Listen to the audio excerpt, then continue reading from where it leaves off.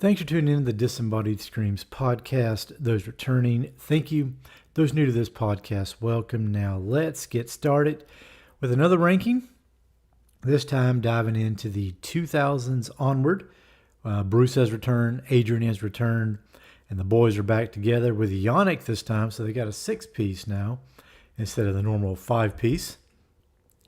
And I'm going to go from least horrific to most horrific in this one.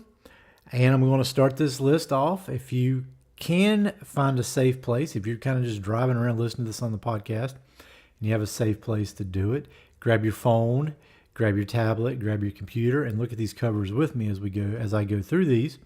If you're on Spotify or YouTube, you can watch these unfold on your screen. And the first one coming up is right now, the least horrific they've released in this new 2000s era, A Matter of Life and Death. Amazing album, maybe one of their best from this era, but definitely their least horrific, one of their least horrific of all time. It's just really a war scene is all it is. Yeah, the skeleton's got a little horror vibe to him, and he looks really cool in that army garb he's got going on, that can't think of the word on the top of my head, but the kind of that army garb he's got going on with the machine gun. He's got like the gunner helmet on. There's a really cool flag in the background. But there's a lot of greens and blacks and stuff that don't really scream horror. This is really just a horror. This is just a war cover. So not much horror to be found in this one. And then I'm going to move on to what may be a controversial pick. And it's Dance of Death. And before you throw stuff at me, the reason why I'm putting it here is because all the crap they put on this album cover. It would have been an amazing album cover. It would have been very horrific. One of their most horrific of all time, I think, if he just had Eddie and those demonic monks on the cover. But then you put all this other crap in here. I don't know who did this, who designed it, what they were thinking when they did this one. But this is a god-awful album cover from start to finish. They ruined what could have been an iconic one in my mind. And I've heard if you look really dive deep into these albums, into this album cover, that all these people and stuff don't line up. There's arms going in weird spots, like this baby riding the wolf or whatever. It's not really on it. It's kind of like astride it a little bit, I guess. It doesn't really fit. And I don't know. I'm not sure what they were thinking. It just does not look good at all. So that's why I'm putting Dance of Death here. And then I'm going to move on to the Eddies, just the Eddies alone. I guess I'm going to call this next two. And I'm going to start with Senjutsu in this spot. This Eddie looks pretty cool. He's not super horrific. He does have a nice demonic looking face. And there are some reds and some blood and some sharp teeth on Eddie. And there's some stuff that kind of pops horror-wise. But I don't think this one's as horrific as some of the other ones in the discography. Even though the Eddie looks awesome and amazing and badass as a samurai. And Senjutsu, if you've got the time, it's a great album to listen to from start to finish. It's a long one, but just put it on the background, listen to it, and I don't think you'll go wrong. Then I'll move on to the next horrific one in this list, and I'm going to go with Book of Souls. I think Eddie looks awesome in this kind of tribal get-up. He's got the red eyes staring at you. He's got the big teeth. There's some reds in there. Maybe a little bit of blood inside his teeth. He's got his earlobes hanging down. Looks like he's got some big, those earrings you put inside when you do it. So he's got that going on. So yeah, I think Book of Souls is the next horrific one in this list. And let's see, make sure I'm covering them all. I've got them all, I think, so far, except for the next two. And I think with the next one, I'm going to go with Brave New World. That might be a controversial pick. It may be. We will see. If you guys think it's a controversial pick to put it this high on this list, let me know in the comments below on Spotify or YouTube. But I mean, this has got apocalyptic nightmare vibes. You got this. Imagine being in this futuristic looking city, which isn't horror in itself, but then looking up and seeing this gigantic monster face in the clouds. And Eddie looks good. He looks really cool. Looks very demonic. Looks very just evil, like he's ready to burn the world down.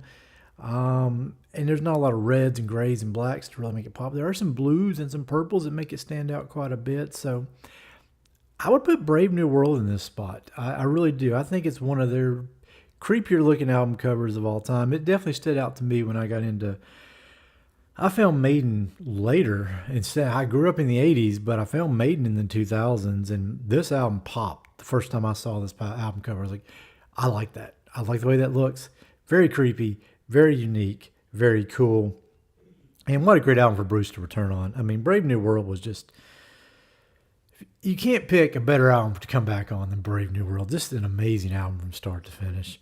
And I think I've covered them all, right? I've gone through Brave New World, Dance of Death, A Matter of Life and Death, Book of Souls, and Senjutsu. And that's going to lead with number 1. Again, this may be, I've heard people say this might be their least best in the 2000s era, with The Final Frontier, which of course you can see on the screen, which you can see all these on the screen.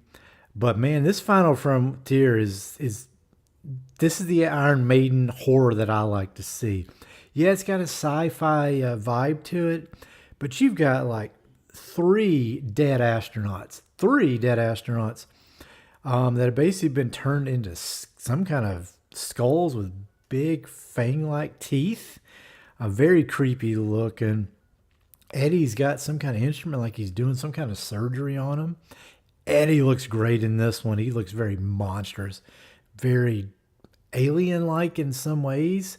But he's got these big teeth. He's got half his head is missing. There's like an exposed, I don't know, brain with some greens and reds in it. He's got his skin looks like it's coming off in spots. There's an exposed rib cage.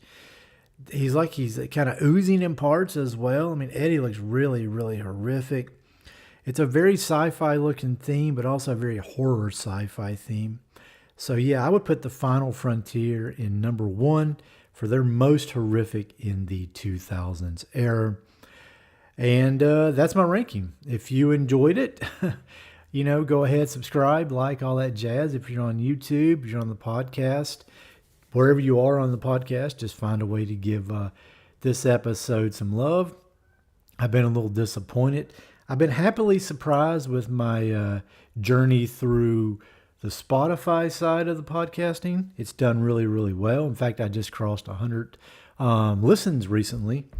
I think I'm up to 110 or something like that. They just sent me a little badge, Spotify said, hey, you're doing great. And I'm like, cool.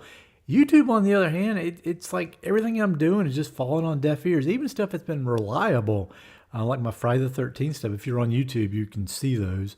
Or hop over to YouTube and see that stuff. It just hadn't done good. And my first Iron Maiden album cover one just dropped yesterday, so I'm waiting to see how that one does. I'm hoping that does good, because I thought Cattle Decapitation's covers would do really well too, and it didn't do as well. So I don't know. I think something's going on with YouTube. But anyways, I'm rambling.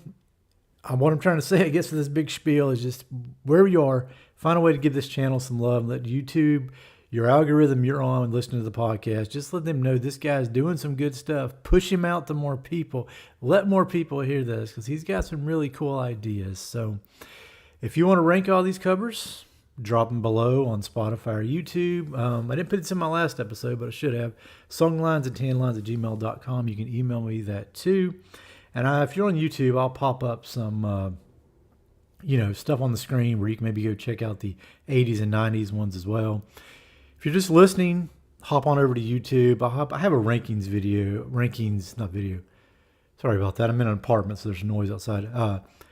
Rankings playlist that you can check all this stuff out too. I think I'll do that. So anyways, that's it. I'm rambling. Hope you enjoyed it. Take care. Have a good one. And go listen to some Maiden today. And then not only listen to Maiden, just turn it up extremely loud. Make sure the neighbors next door, and the neighbors behind you can hear it, because Maiden needs to be played extremely, extremely loud. Be good.